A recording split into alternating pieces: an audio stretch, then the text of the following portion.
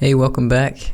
Right, I'm gonna try to talk about Nanite for a little bit. This is actually my second attempt. I wanted to really talk some crap about it, but the honest truth is Nanite's fantastic. Even though it's early days and there are some limitations, the technology will be something that I think the entire industry, everyone using Unreal Engine, will be using. The main reason for it is how they've integrated it with static meshes. You can very easily import basic meshes, turn on Nanite, and have it create the automatic lotting clusters that everyone's probably seen already. So what am I talking about in this video? What I'm talking about is compression. The reason I want to talk about this is because at very high numbers, Nanite isn't fantastic at the extremes. And I believe with modern hardware, you can definitely use it, but you probably don't want to throw a lot of, I guess depending on the game that you're working on, you wouldn't really want to throw all the geo on it, because at some point it really just won't make any sense. So what are the numbers?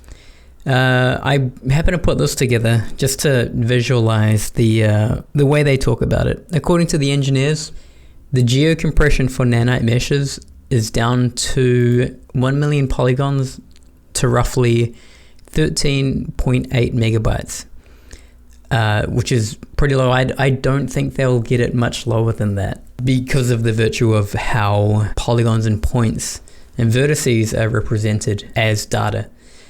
So the engineers actually compare it to a 4K texture map, and they then say the 13.8 megabytes of 1 million polygons is much lower than a 4K texture map, and that's true. But he doesn't say that a 4K texture map is actually closer to 17 million points of information. So it's 16,777,216 points is how many pixels are in a 4K texture. And that roughly goes into 44 megabytes. So the way you would think about this is, if Geo stores this many points of data and textures store a far greater amount, over 5 times the amount, which one would you want to leverage in order to represent assets well and efficiently? This goes back to my other video, because that connection between geo and textures is still very much real here. Of course, geo can go very high and you can represent meshes like that, but do you want to, is the question I want to put out there. Another way to think about this was back in the day when Mudbox and ZBrush were competing.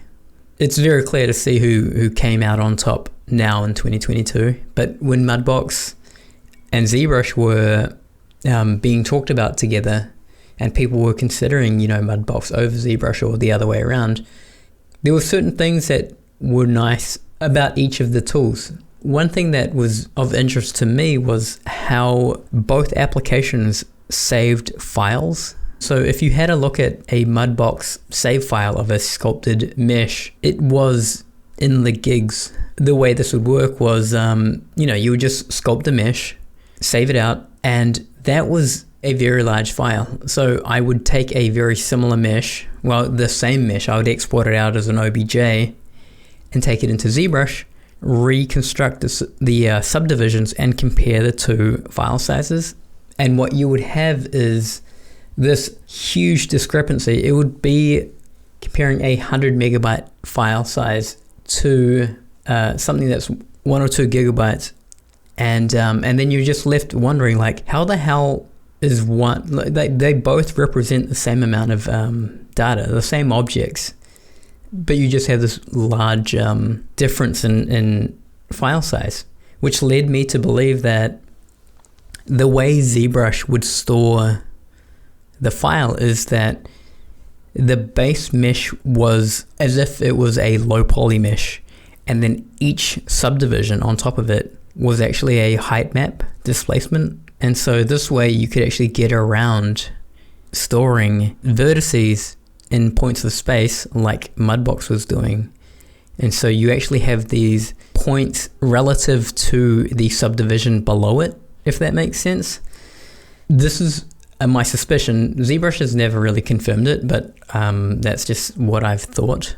If we then apply it to the Nanite argument, it's just one of, you can use textures very well on top of geometry.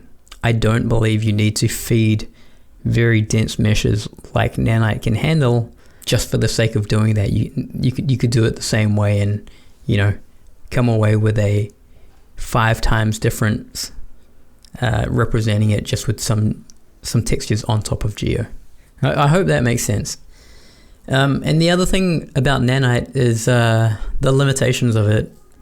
And the limitation I'm talking about is the skin mesh one. So Nanite is all well and good when you feed it rocks, when you feed it the things that you've already seen. I don't believe that skin meshes will ever be done like Nanite geometry. I'm sure they'll use that kind of compression on top of it with skin data in the future. But the point here is I don't think you'll be subdividing characters in future to 1 million or tens of millions just for the sake of it. I think this workflow is orders of magnitude worse. And really there's no reason for it. And I think the way that they showed, maybe I can talk about this more in another video if anyone's interested, but to have a character mesh at 1 million polygons and trying to rig it to joints and animate it, I think it would be a nightmare. And I think the payoff for doing that is not useful. I think it was very smart with the way metahumans were created because they considered this kind of stuff, and the geo actually represents the details that they want to show. So that's really my thoughts on Nanite. It's obviously the future. I don't need to repeat all the positives around how the industry feels about it. And you know, everyone is embracing Unreal Engine, and it's really cool to see. That's it for this week. Catch you next time.